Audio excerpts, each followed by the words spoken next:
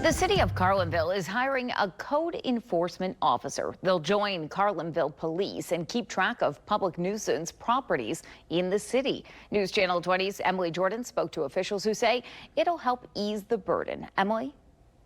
Nuisance properties aren't a new issue in Carlinville, but every year it's costing the city and taxpayers thousands in court fees and demolition. Carlinville Mayor Doug Downey says it's a worthwhile investment to keep Carlinville well maintained.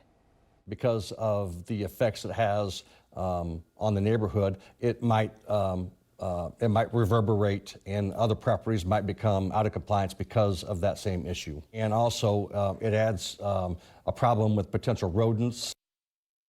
Downey says right now the burden falls on the entire Carlinville Police Department to take time away from patrols and investigations to check in.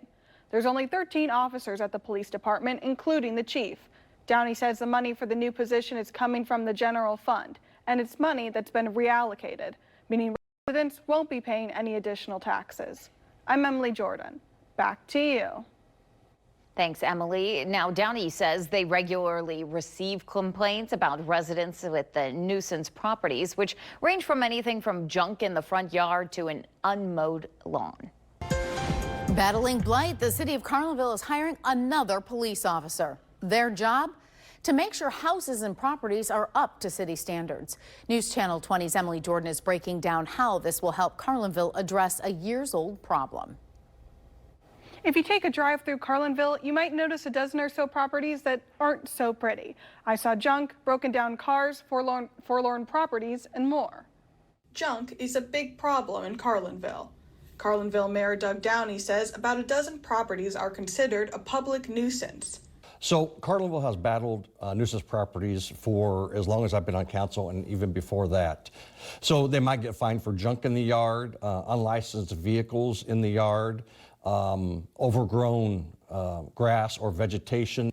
Tracking down those properties and owners takes time. That's why Carlinville Police Chief Derek Graham says they're hiring a code enforcement officer. And the biggest thing is being able to assign somebody to it, because as shift changes and we go through different officers, making sure that we track it. I mean, we do track everything with our CAD system, but trying to make sure that staying on each and every property that comes up is a major task. Graham says blighted properties usually come with problems of their own. He says it's not uncommon to see crime associated with derelict properties. It's one of those things that maybe adjusting where all the criminals are at or hanging out or where everybody's going, I think it'd be a big help on, trying to stay up on it. Now, naturally, it's the same people we deal with on an everyday basis, just they kind of move around. But it seems like if we can kind of move them around a little bit, it helps out at least the community.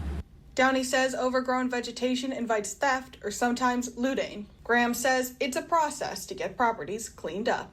And then either give a person a citation or work with the person to see if, we can get something figured out. Because I'm looking for compliance, not issuing citations. People that live like that and are in that situation, something's going on in their life that's caused them to be in that way. Graham says with compounding problems, it makes enforcement even more important. And having a designated officer, he says, will make their jobs a little easier. I'm Emily Jordan. Back to you.